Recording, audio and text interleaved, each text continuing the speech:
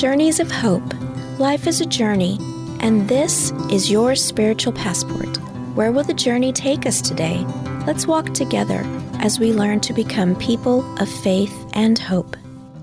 Welcome to Journeys of Hope. I'm Mary Jane Fox. My husband and I are directors of Pilgrim Center of Hope, producer of this weekly radio and podcast program.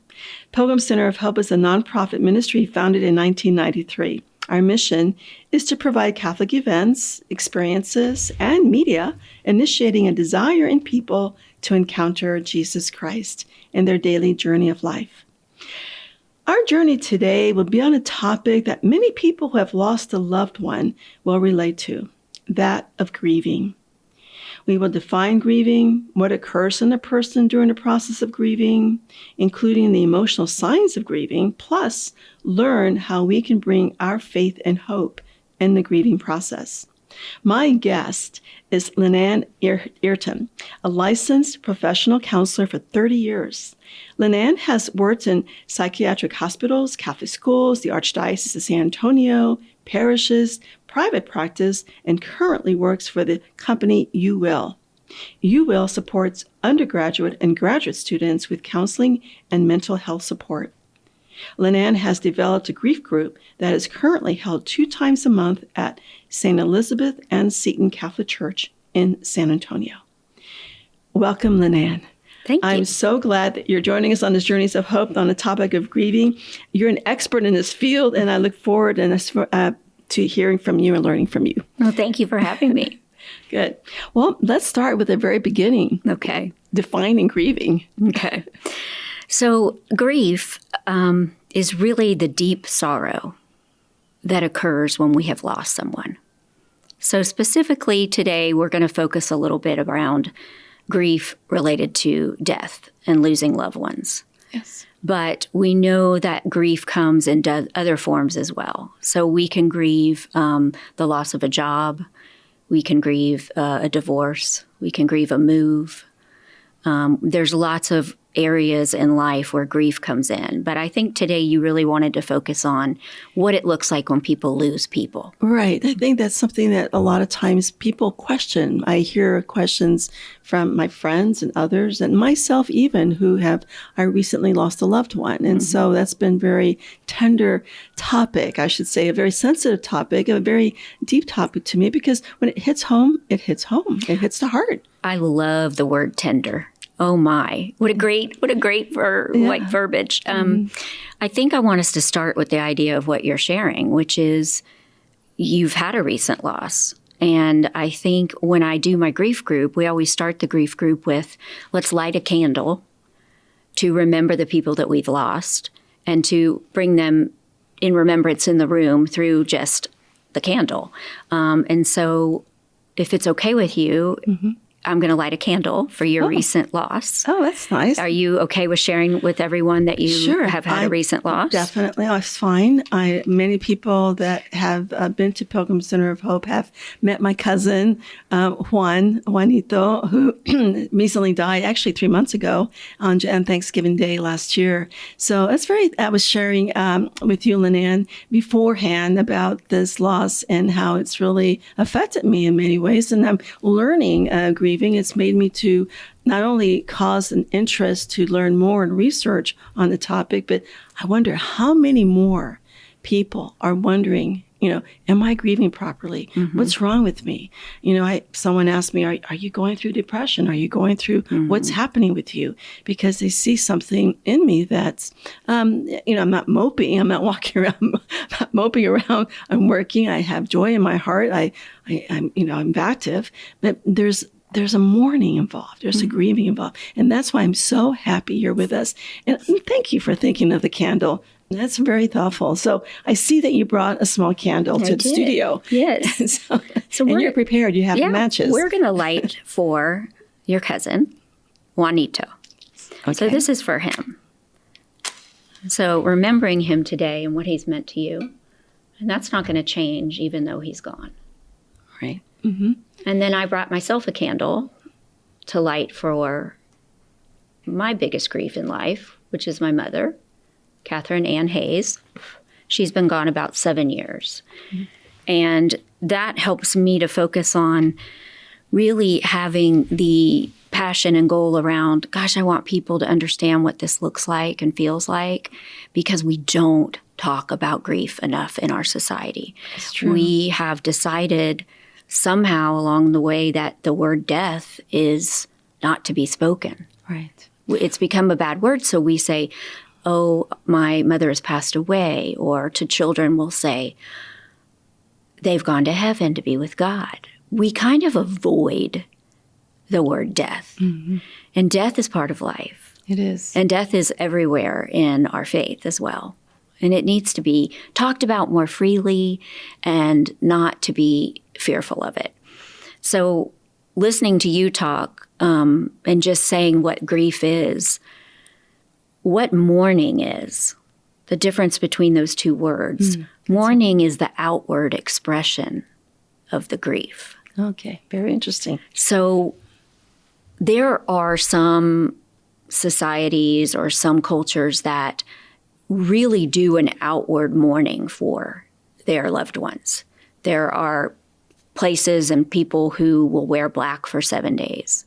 There's some cultures where they keep the body in the home for multiple days.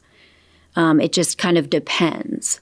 So here in the United States and here within our Catholic faith, you know, our process always looks like the rosary, right, gathering, doing a mass, doing a funeral. Mm-hmm. But we don't really have a big outward sign that says, I'm grieving and I'm mourning. And I've talked a lot about, wouldn't it be different if you went to H-E-B today and you had a shirt on that says, I'm mourning Juanito. Oh. Right. Okay? Right. So everyone that saw you and spoke to you and interacted with you is going to do that with a totally different heart and a totally different intention. And you would get, hopefully, hellos, I hope you're doing well, I'll pray for you, and all this from people that you don't even know. Right. But most of us don't feel comfortable and aren't showing our grief through outward mourning. Right.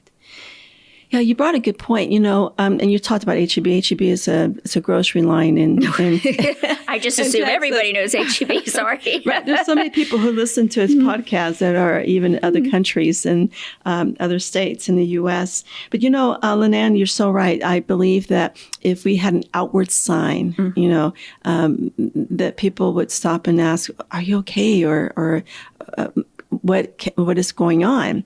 And you had mentioned earlier that typically, naturally, in the United States, generally speaking, I should say, we have a vigil service, whether it be a rosary or some kind of prayer service, and then usually the next day or 2 days later, a liturgy, funeral mass, the burial, and that's it. And so oftentimes in some cultures, Hispanic cultures, there can be a prayer at the person's home, the family's home, like a prayer or a rosary for certain days. We call it a novena, but not everybody does that. And so the word celebration of life is used a lot. We seem to detour from the reality, my family member died and I'm grieving. And I have been to, and my husband and I are in full-time ministry for many, many years, 33 years. And we've been to numerous funerals only because my husband's a deacon. And one of his main ministries was in assisting at funeral masses. And I would attend with him because some of these people we did know through ministry or through our parish.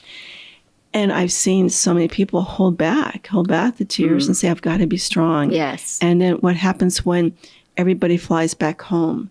All of the flowers are dead. And now what happens? I'm now at home thinking of my loved one. And you're alone most of the time. Right. And alone. Or even if you're surrounded by family members, what am I going through? And this is what we're talking about today on Journeys of Hope. Because I think it's so important what you're talking, Lenan, about the difference between, the connection of grieving and mourning. So some people may need to be told it's okay to grieve. So why is grieving the loss of a loved one important? Why would it be important to go through that grieving process? Oh, okay. So really, when you think about grieving, We grieve as large as we loved. Very well. Mm-hmm. And so to think about these people in your life that you loved, it's a part of your ability to comprehend that they're gone. It's processing the feelings associated with the deep sadness that is very hard to explain. And grief needs to be processed in order for the healing process to begin and to continue. And one of the things people talk about is they'll say, you'll be better in a year, or in 2 years you won't even think about this. And that's really wrong. Right. We move with grief and we move through grief. We do not get over grief. Right. And so there's all of that that's involved. And I think that grief is misunderstood in the fact that there's not a time frame for it. There's not a by next year you're going to be okay. Right. There's so many things that, which brings me to another definition to share with everybody. There's something called a grief burst. Okay. Oh. And a grief burst is when, let's just say, you are driving down the road and your loved one's favorite song comes on. And you weren't really even thinking about them that day. Right. We can go from being functional, fine, not crying, to just crying uncontrollably. And they can come on very quickly and they can feel scary. So a friend of mine's mom, this is a great example of a grief burst, married for 55 years. And he died. And she was at home alone. It was about a week after he died. And she was watching the television, and sure enough, there was a commercial for some little trinket or tool that she knew he would love. And she grabbed her phone and she grabbed her wallet and just started ordering right away. Oh. He's going to love this. Oh. He's going to love this. And only halfway through the ordering of it did she stop and go, oh my gosh, he's not here. And so that created such a grief burst for her.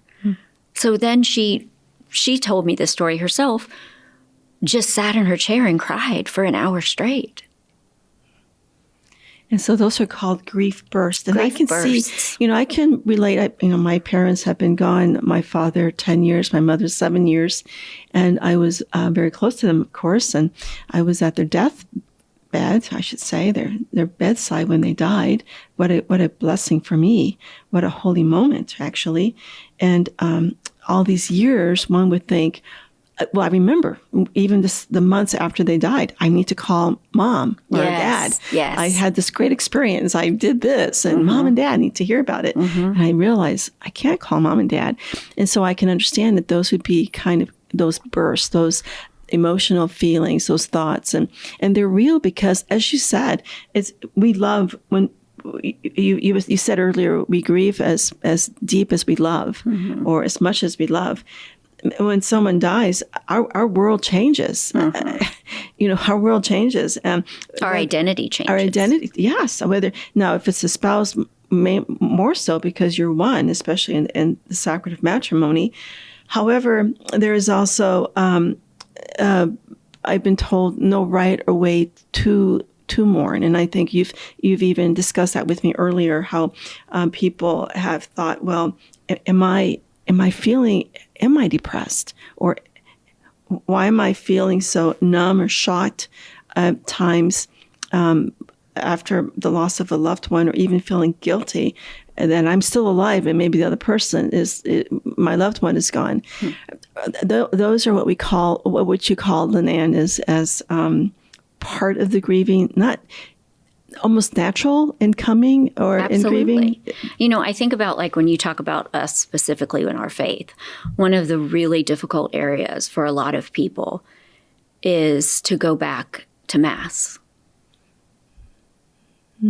They remember the last time they were at Mass was the funeral.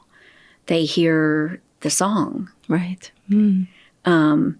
And let's just say it is a married couple. they've been going to Mass together for 60 years. And you've got to go into that church and sit by yourself. Right. That takes real courage and real vulnerability, right? So grief bursts, the other reason why I want to kind of explain it is because there's a piece of it that is similar to what people call post-traumatic stress disorder, which are things that trigger us into memories. So part of why I'm saying that about grief is I'll talk about my own grandfather. My grandfather wore this cologne, Old Spice. I think it was Old Spice #1. I don't know what it was, but he lived in a very small apartment with one bathroom. And that bathroom smelled like my grandfather. And I adored my grandfather. I didn't know that's what he smelled like until he was gone. And I was somewhere else. And I smelled my grandfather. And I thought, oh my gosh, Grandpa. Right. So the grief bursts are all those things that it's the smells, it's the voice, it's the even the shape of the face. If you've ever seen someone that might look like your mother, right, that's not your mother, or walk like your mother, or be in a wheelchair like your mother. Right. These are all triggers of what would be grief bursts, and it's just it's waves crashing, right? It's that the waves and the ocean is still, and then all of a sudden a wave comes and it can kind of knock you down. Right. And I want people to understand that this is normal and this is okay. And it's no reflection on how you're doing, right, and whether you're processing the grief. Right.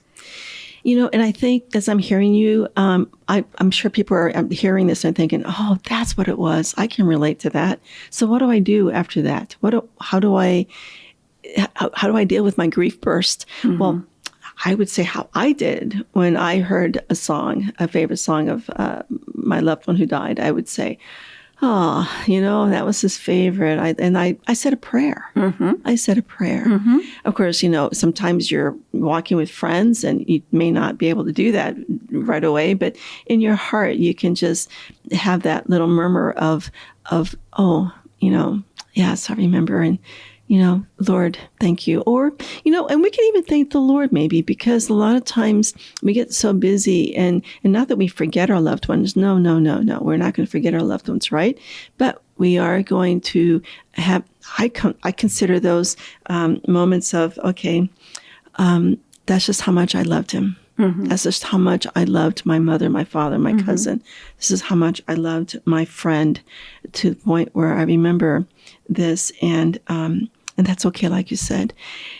I also want to give people the permission to speak to the person out loud. It's not there any longer. Very good. So there are many people that are living at home alone that are talking to their person.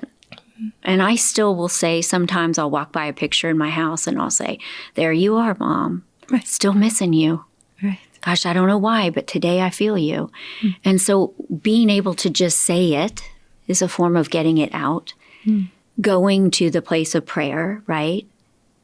I'm thinking about my cousin today. I'm thinking about my mother today. And what I know is that God has her. Right. And that allows me to have some peace around it. So I want to say, too, some other definitions around grief that I would want people to be able to hear. There's something called primary grief. And the primary grief is the actual loss of the person. So it's like at the top, right? It's the primary sadness. It's the primary sorrow.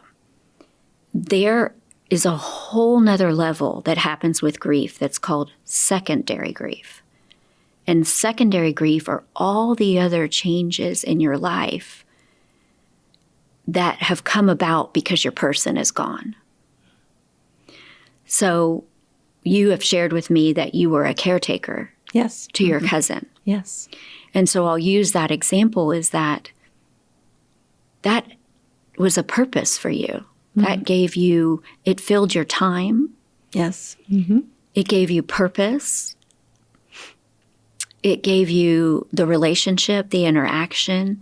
And so when he's no longer here now, I've even known of people that they forget and they make the third plate.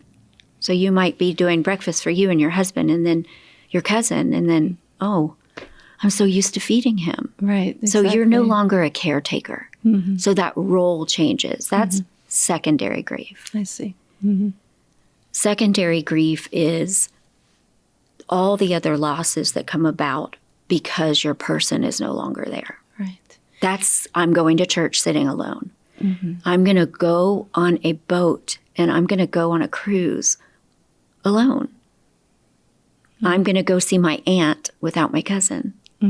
It's just all the changes that come. Right. So I wanted to kind of give you that information as well. That's very good information to have. And there, along with all of that, there's emotions that are all kinds of emotions. Oh my goodness gracious! From, you mentioned some, the loneliness, even anger or rage, sadness, guilt, shame, regret, disbelief, feeling misunderstood by others because, well, you may lash out at others, the displaced anger. And this is where, we'll talk later on our journey today about some resources to help to guide people towards, some direction on that, bitterness or vulnerability. And even you've mentioned earlier, or I learned from you earlier before our journey today, Lynanne, you were talking about how some people think that they're depressed, but some of the signs of the grief, people think that, oh, are you depressed? Well, no, I'm actually grieving. And one needs to recognize it may look like it, but I'm not. I'm sad. I'm grieving. But today's world doesn't allow, like we said earlier, we're almost not allowed. I have heard people say, oh, I forgot this. I'm not going to cry over it anymore. It's gone. It's past. My family members buried, that's it. And I thought, oh my goodness gracious. Oh, I wish it was that easy. Oh, no, it's You're not. really just delaying your own grief. You are delaying when you the put grief. it aside. Yes. You are putting it aside and it will come back up. And I love that you mentioned depression and symptoms. Grief and the symptoms of major depression mimic each other. So that would be great sadness, crying, fatigue, not wanting to do the things that you usually enjoy, not loss of energy. It can be loss of appetite. So when we lose someone that we love so much, the intensity of it is so great that research says it takes up about 60% of our mind and our energy. And I call everything mind, body, spirit. Yes. So 60%. So there's also, people are forgetful. They lose track of time. There is a little bit of a fog. Yeah. And people misunderstand it. And then they think, like you said, depressed. am I depressed? Right. No, but it feels a lot like depression. But this is grief. Okay. After studying grief, I redirect and reframe lots of things for people that I do in therapy when they'll tell me about a situation in their life that they're just so sad over. And I always want to rename it for people and say, wait, stop. You need to understand. This is grief. This isn't sadness. It's different. Right. It deserves its own word because there's nothing else like it. And somehow when I tell people that what they're experiencing is grief, they get relief from it. I'm sure. So there's a saying for therapists. We say, we name it to tame it. Okay. Oh, that's very good. So when we don't know what's going on, we don't know what's going on and we think all these things. We think I'm going crazy. We think that I'm not getting over things. And to be able to just walk people through the idea of this is what grief looks like. This is what you're feeling, and this is normal. This is expected, and it makes total sense. Right. It's interesting. I was having lunch with a friend, and she was asking me, she goes, how are you doing, Mary Jane? 'Cause this is like even a month after my cousin died. And I told her, well, I'm grieving.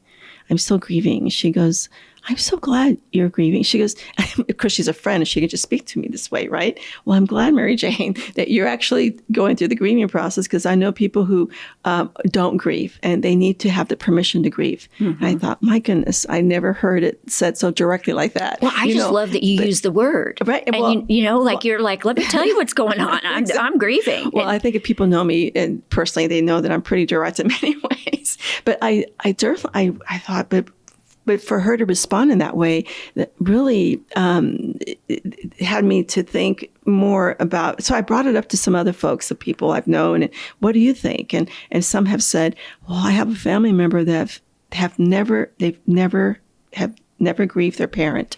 Once their parent was, after the funeral mass, they said, I do not want to talk about this anymore. And so, again, our topic today on Journeys of Hope is looking at grieving, looking at some of the emotions, defining it.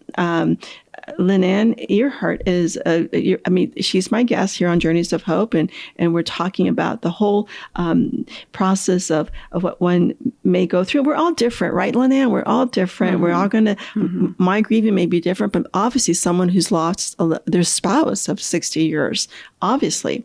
And so we're all going to learn from this. And we're going to come close to a break. And after the break, what I'd like to ask you, Lynanne, is bringing our faith into it. And maybe also, you may know of people who are grieving, or what to say, what not to say. That is very important, because people get real tripped up. Oh, yes. And they we usually say the wrong thing, and then they don't know how to recover from it. And I think just you and I talking and just ending on this kind of lighter note, you and I are both smiling and kind of giggling. That's another part about grief. It's okay to laugh.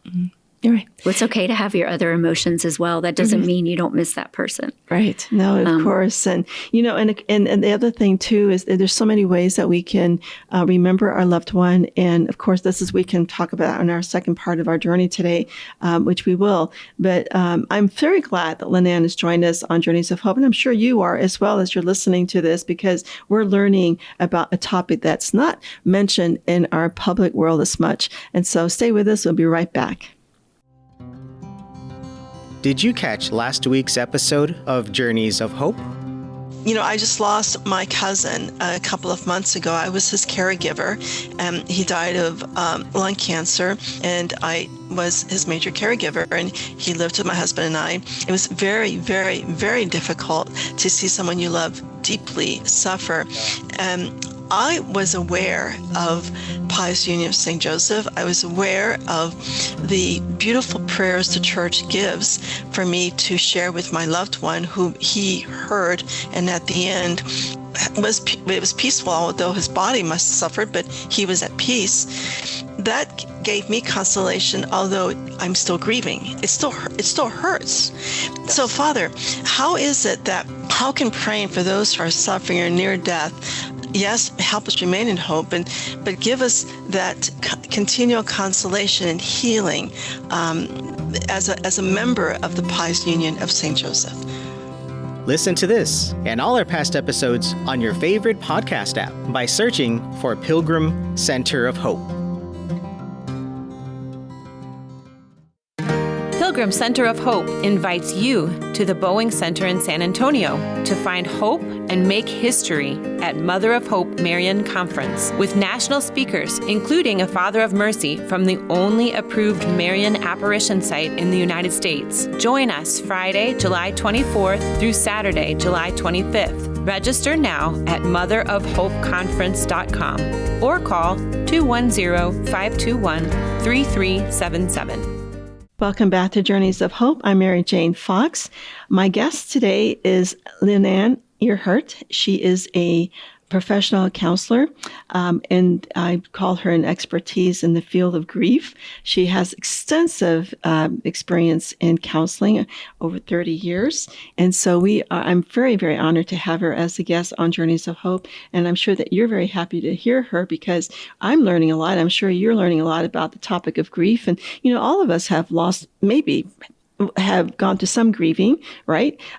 Lost whether it be the death of a friend, a loved one, a coworker, or even in other ways that we grieve through life, loss of something. But Lynanne has been talking to us about the grieving loss of a loved one. Is there anything else that you want to tell us about the process? I do. I think that's great. Let's pick up here. I'm going to have you do a little project with me. You didn't know that you were going to be a client today. Okay. And so this is how I talk to children about the process of grief and understanding grief. And I realized when I came up with this really isn't just a way to describe it to children. It's a way to describe it to everyone, okay? So for the people listening as well, if you can get out a piece of paper and you just draw a heart, okay? That heart is the representation of your heart, right? And we're going to talk about what people have a better understanding of, which is a physical wound, okay? So if I was going to be chopping vegetables today and my knife was very sharp and I missed and I got my finger and I got it pretty good, right? I have now created a physical wound. Mm-hmm. And I can look at it and I can see it. Right. And what's the first thing that's going to happen when I cut my finger? It bleeds. Okay. Bleeding. It's the first part of grief. Mm. And the bleeding is the flooding of emotions. It's the excessive crying. It's the can't get your breath. It's the, for myself, I shake. Mm. I learned that through my grandfather. I also get nauseous. So there's physical symptoms that could occur from that initial wound. Mm. But for us with grief, that wound, we can't see it. It's in our heart. Mm. And so I always say, like, you take your picture of your heart, and only you can draw on there how big the wound is. Oh, I see. And so I will have children, I'll say, show me with a line or with coloring how big this is to you, how much it hurts that you've lost this person. Mm-hmm.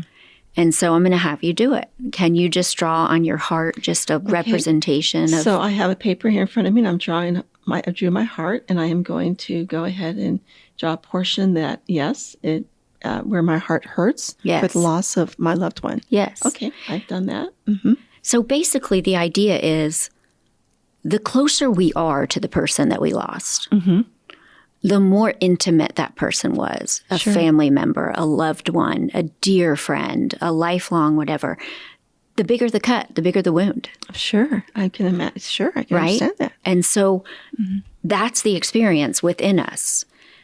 So then, like anything else, the important thing is all wounds do heal.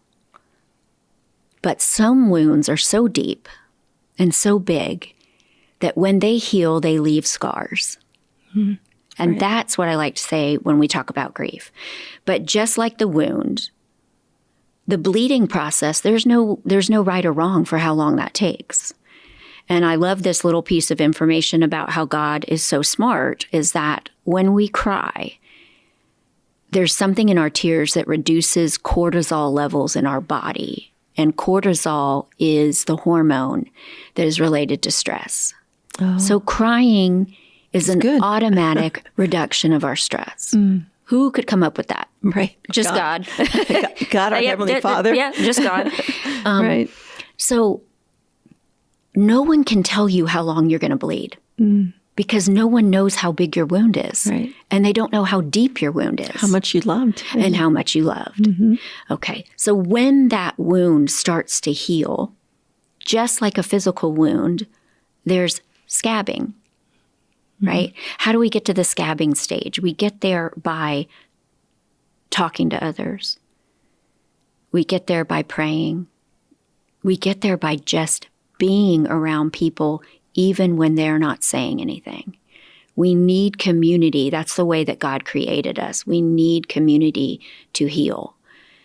And as that wound starts to heal and the scab starts to develop, a grief burst might come down the road, which would be an example of picking at your scab. Oh, I see. So if you pick at your scab, you're going to bleed again. Mm-hmm. And those grief bursts could be that picking on the scab. Picking on the scab. Mm-hmm. Okay. So then there was this book. It's called And God Cried Too. It's in front of me. Psychologist Mark Gellman wrote it. It's for children, but it was brilliant. And it talked about sticks can't be broken when they're bundled. And that's about us, meaning we can't be broken if we're bundled. And what bundled means is surrounded. Surrounded by God, surrounded by our faith, surrounded by our friends, surrounded by anybody that gives you support. That the bundling of sticks is what keeps us whole, which is good to think about. But back to our scab. We also don't know how long anybody's scab's going to be there. But when the wound is deep enough and painful enough, it will leave a scar. And all of these people are scar-worthy. Yeah. Which means we have scars. I have physical scars on my knees. Sometimes I totally forget they're there. Other days I'm like, wow, look at that scar from when I fell down on the bike. Yeah. It's the same thing with grief.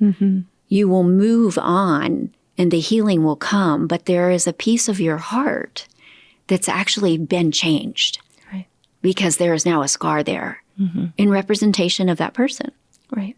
So I just kind of wanted to share that as maybe I'm another so way glad you did. for Boy, people to see that. I'm so glad you did. It's so insightful. And as we're hearing it, it can pertain to, like you said earlier, all kinds of grief, but especially the grief of a loved one.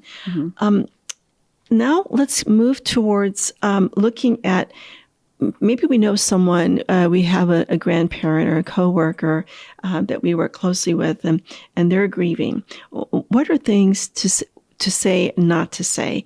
Because we're at a loss of words. I mean, if you say, oh, I don't even want to call my friend, I don't know what to say.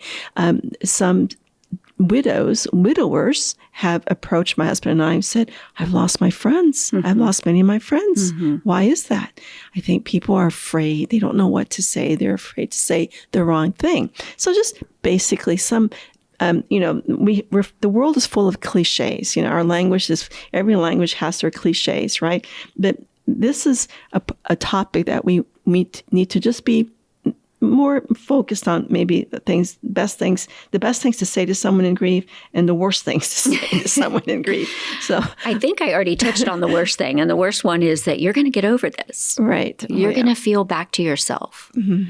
That's not true. Right. And the person that you say that to, who is in an active grief state, it's going to fly right over them. They're just going to not understand.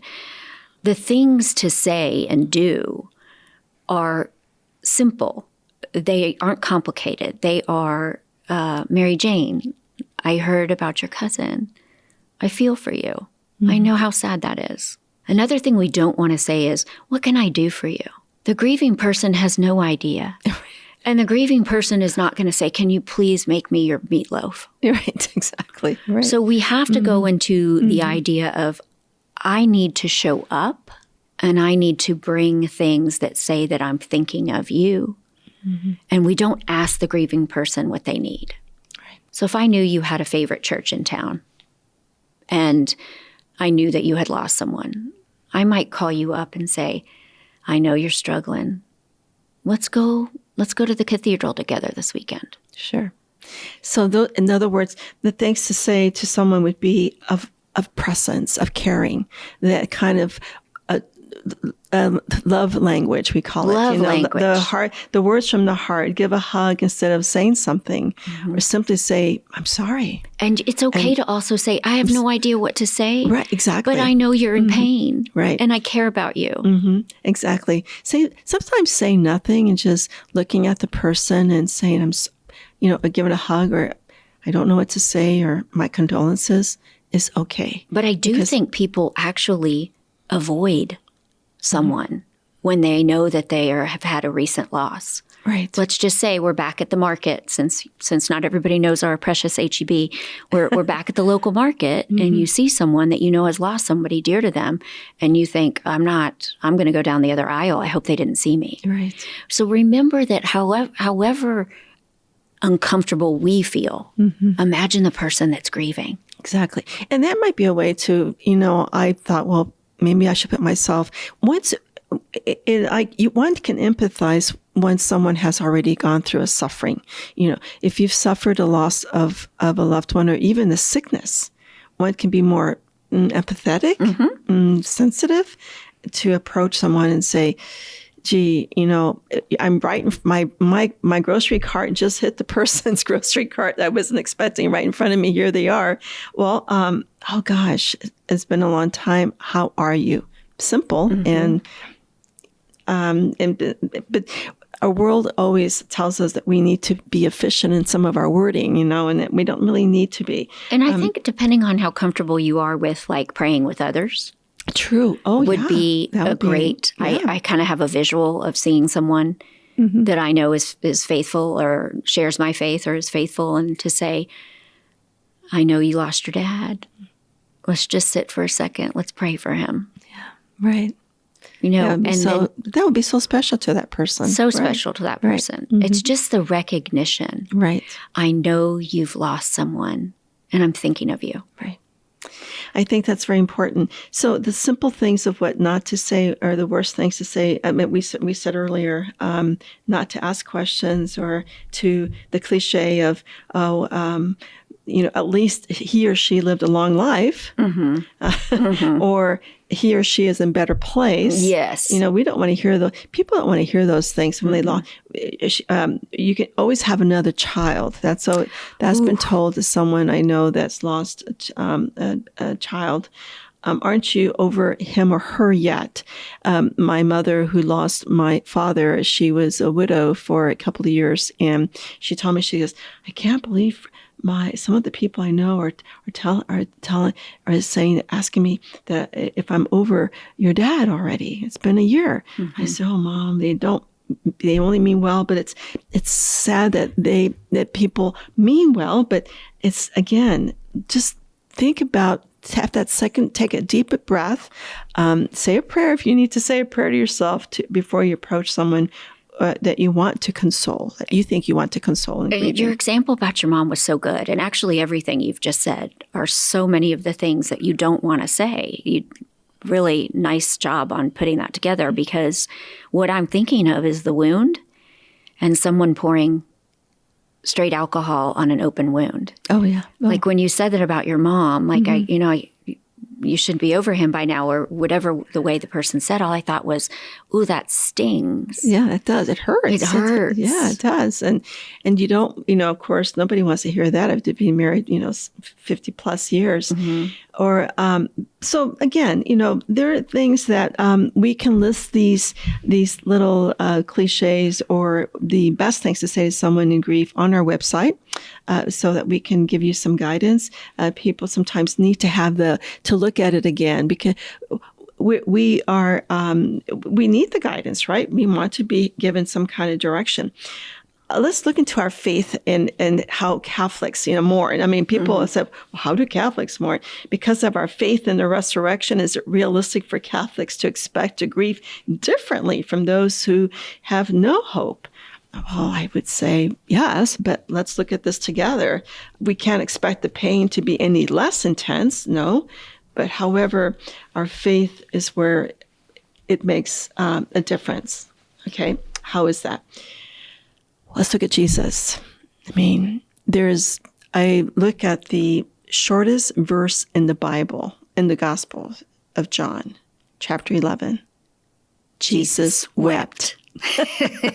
Jesus wept. Yes. And I've thought about that, and I thought, my gosh, the Son of God, fully man, fully God, fully God had wept. And this is when Jesus visits the tomb of his friend Lazarus, despite knowing that he would raise Lazarus. Jesus was deeply moved by the grief of his sisters Martha and Mary, and the mourners around Lazarus, showing his profound empathy, compassion, and true human nature. Jesus wept. How do we invite Jesus to mourn with us?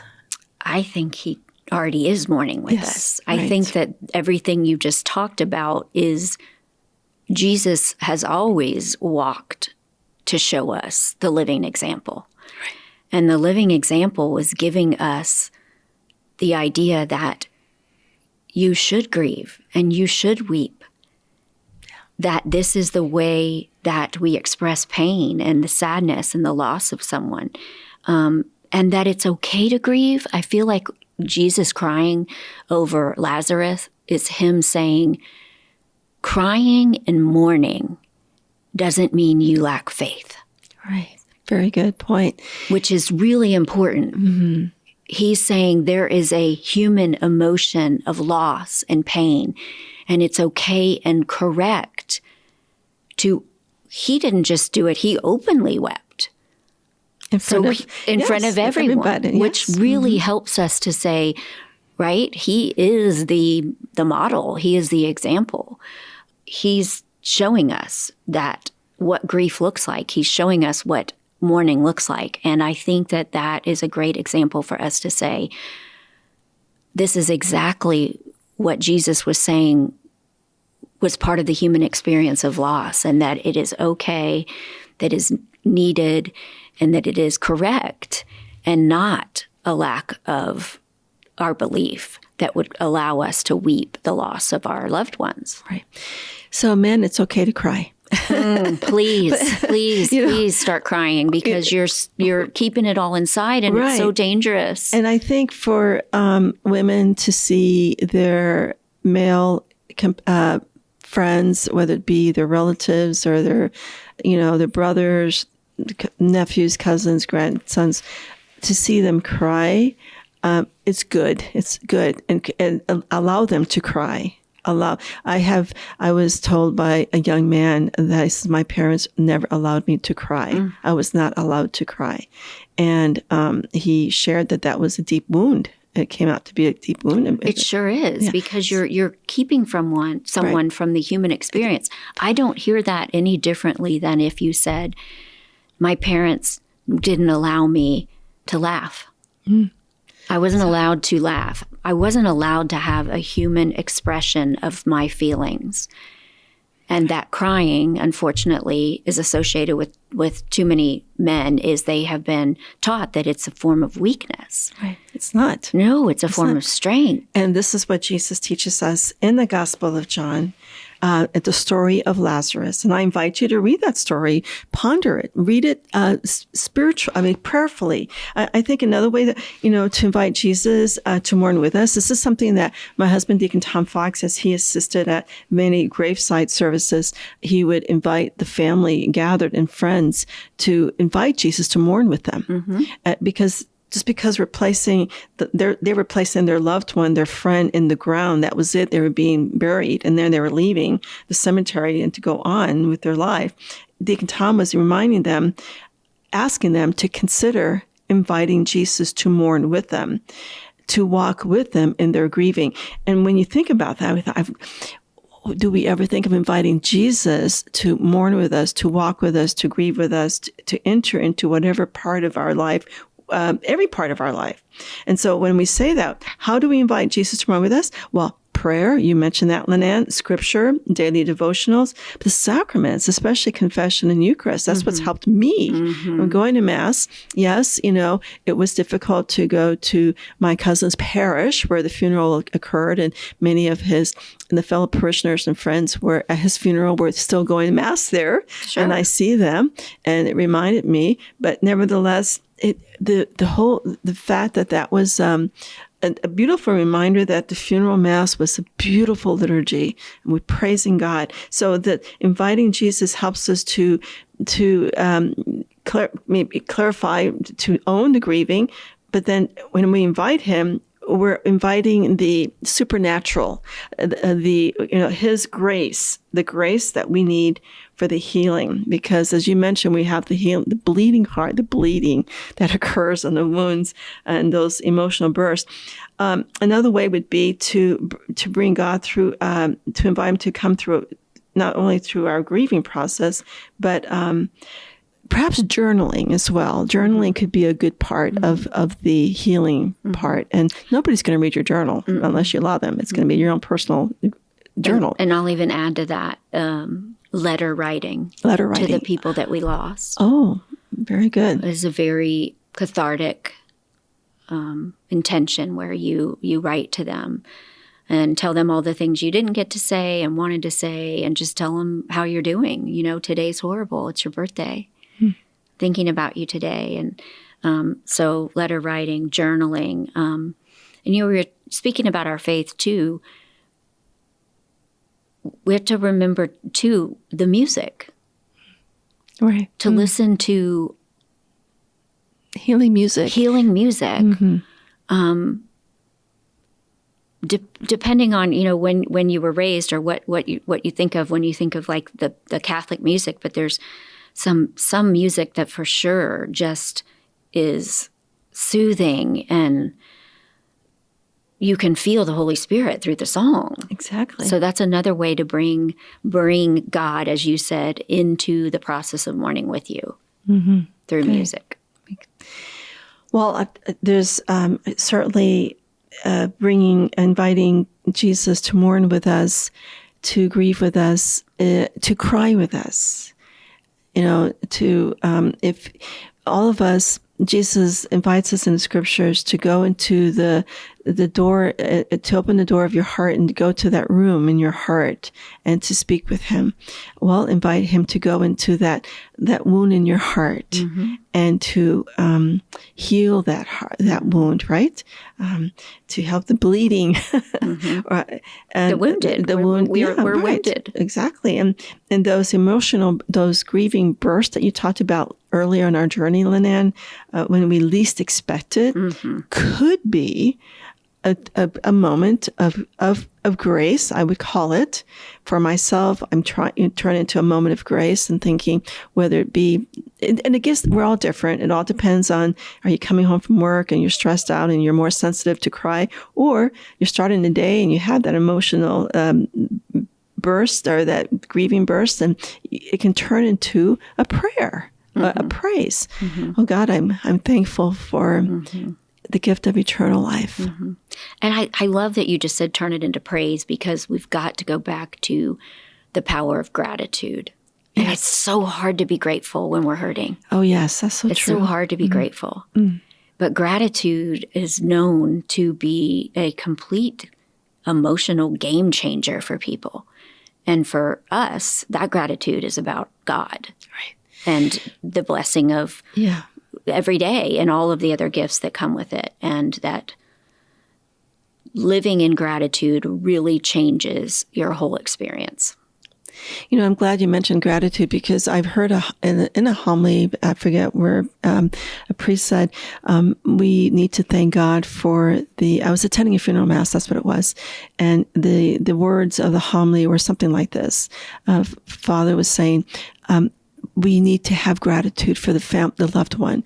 Are we thanking God as well for giving him or her to us and the time we had with this person? Right, like and if you had 55 years, right. I'm so grateful. Right. So again, there's that balance, and we're, like I said, we're all going to be different on the balancing act, certainly, and thank God, and that's why we are on a journey. That's why we're pilgrims. The church calls us pilgrims because we're on a journey, and all of us are in different parts of the journey, and this is why we are having Lynanne shed such wisdom and light on this whole topic of grieving. Thank you so much, Lynanne. I've learned so much from you. This has been so inspirational, educational, enlightening. Thank you. You're welcome. Right. Now, I know that Lynanne, there's a couple of resources that we want to share that you have given me. One is called Grieve.com. It's a website, Grieve.com. Another is Shapes of Grief podcast. Now, these two resources are going to be on our website, pilgrimcenterofhope.org. Lynanne has given these two resources, and I went into those two and I thought, wow, there's so much information that's a lot of resources, a lot of direction for anyone of, grieving from death of a loved one, from, you said earlier on our journey, Lynanne, grieving loss of a job, or we can go on with the litany of things that we're grieving or losses, right? So Grieve.com or Shapes of Grief podcast. There's a couple of books we'll also put on our website. These are Catholic devotional books, and they're again those who are experiencing loss. And, it's a source of hope, strength, renewal, spiritual renewal, practical wisdom from the church's teachings. And I think this is really good for us to have, for us, especially as Catholic Christians. We invite that kind of devotional into our life as we're in the process of grieving. Again, thank you, Lynn-Ann, for sharing your insights and your wisdom. You're welcome. Okay. As we do on our Journeys of Hope, we'd like to give you a jewel for the journey. And this week, the jewel is from St. Paulinus of Nola.